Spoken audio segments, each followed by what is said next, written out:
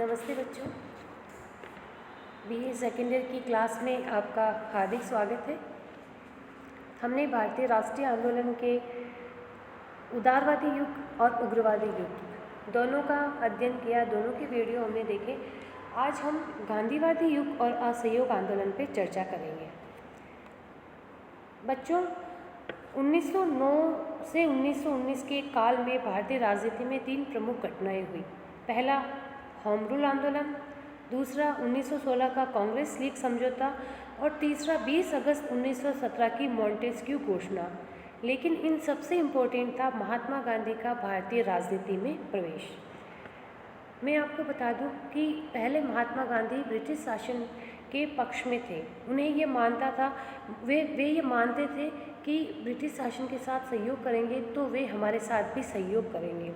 लेकिन महात्मा जी ने भारतीय जनता से ब्रिटिश सरकार के युद्ध प्रयत्नों में जन और धन की पूरी सहायता देने की अपील भी की थी।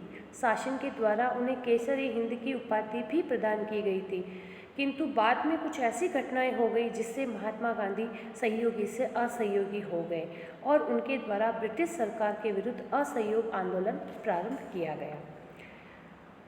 क्यों आंदोलन स्टार्ट हुआ, इसके पीछे कौन सी पृष्ठभूमि थी, आज हम उन पर चर्चा करेंगे। सबसे पहला है जनता में घोर निराशा और असंतोष। युद्ध काल में भारत ने ब्रिटेन की पूरी सहायता की थी जन और धन से, और उन्हें ये भरोसा था कि जब विश्व युद्ध समाप्त हो जाएगा तो हमें कुछ न कुछ प्राप्त अवश्य होगा। लेकिन उसके कोई परिणाम नहीं निकले। शासन के द्वारा युद्ध व्यय के रूप में जोर जबरदस्ती और भारी मात्रा में धन की वसूली और असाधारण वस्तुओं के मूल्य में असाधारण वृद्धि के कारण जनता का प्रत्येक वर्ग उनसे नाराज हो गया और वो ये मानते थे कि इन सबके उत्तरदायी ब्रिटिश शासन ही है। प्लेग, अकाल की स्थिति में शासन की उदासीनता से घोर असंतोष व्याप्त हो गया। अब जनता ये समझ गई थी कि हमारी जो बेरोजगारी है, सेना में जो ज़बरदस्ती भर्ती की गई थी और अब जो रिजल्ट्स आए हैं, ये सभी इस सरकार के कारण ही है और इस सरकार ने हमें युद्ध समाप्ति के बाद भी कुछ भी नहीं दिया। दूसरा है रॉलक्ट एक्ट। रॉलक्ट एक्ट ब्रिटिश शासन के द्वारा पारित किया गया ऐसा एक्ट था जिसमें नो वकील, नो अपील और नो दलील की व्यवस्था की गई थी। इसके अनुसार किसी भी व्यक्ति को गिरफ्तार किया जा सकता था और उसे मनमाने समय तक नज़रबंद रखा जा सकता था। जनता के द्वारा उसका बहुत अधिक विरोध किया गया। तीसरा है जालियांवाला बाग हत्याकांड। रॉलक्ट एक्ट के विरुद्ध आंदोलन प्रारंभ करने का निर्णय किया गया। संपूर्ण देश में हड़ताल रखी गई और 6 अप्रैल को सारा देश शहरों और गांवों में पूर्णतया इसमें शांतिपूर्ण हड़ताल हुई। 7 अप्रैल को गांधी जी को गिरफ्तार कर लिया गया। पंजाब में ब्रिटिश सरकार का विरोध करने के लिए विशेष उत्साह था और पंजाब के गवर्नर माइकल ओ डायर जनता पर शक्ति प्रयोग करने के लिए बेचैन हो रहे थे। 10 अप्रैल को वहाँ के डिप्टी कमिश्नर ने पंजाब के 2 प्रमुख नेता थे, डॉक्टर सत्यपाल और डॉक्टर सैफुद्दीन किचलू, उन दोनों को नज़रबंद कर दिया। पंजाब में इसका विरोध हुआ और 13 अप्रैल 1919 को अमृतसर के जालियांवाला बाग में एक सार्वजनिक सभा हुई। इस सभा में सैनिक शासक के प्रमुख जनरल डायर के द्वारा अनावश्यक और अंधाधुंध गोली वर्षा की गई, जिसके परिणाम स्वरूप 800 व्यक्ति मरे और 2000 लोग घायल हुए। इस हत्याकांड का उद्देश्य सारे पंजाब को आतंकित करना था।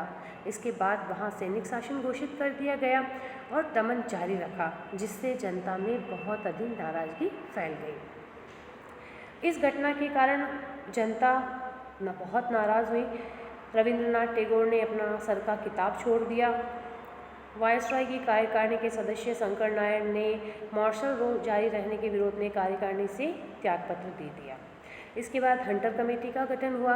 हंटर कमेटी की जो रिपोर्ट आई उसमें जनरल डायर को दंड देने की सिफारिश करने के स्थान पर उनके कार्य को कर्तव्य से सत्यनिष्ठ लेकिन गलत धारणा पर आधारित बताते हुए उसका परोक्ष समर्थन किया गया। ब्रिटिश राजसभा और आंग्ल भारतीय प्रेस ने जनरल डायर को ब्रिटिश साम्राज्य का रक्षक कहा। यह सब भारतीयों के गले नहीं उतरा और इससे उदार भारतीयों को बहुत अधिक ठेस पहुंची। अगला है खिलाफत आंदोलन।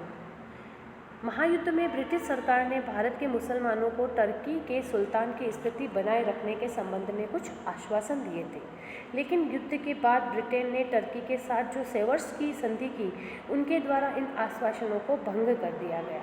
इस संधि के द्वारा टर्की के सुल्तान के अधिकार छीन लिए गए। इससे टर्की के सुल्तान को अपना खलीफा मानने वाले भारतीय मुसलमान ब्रिटिश शासन के बहुत अधिक विरुद्ध हो गए और उन्होंने खिलाफत आंदोलन शुरू कर दिया। इन सब कारणों से असहयोग आंदोलन स्टार्ट हुआ। हम इसके अगली क्लास में असहयोग आंदोलन के कार्यक्रम, इसकी प्रगति, इसका महत्व और उनकी दुर्बलताओं पे चर्चा करेंगे। आज आप इनका अध्ययन करें, मैं आपको इनकी PDF भी प्रोवाइड करा दूँ। धन्यवाद।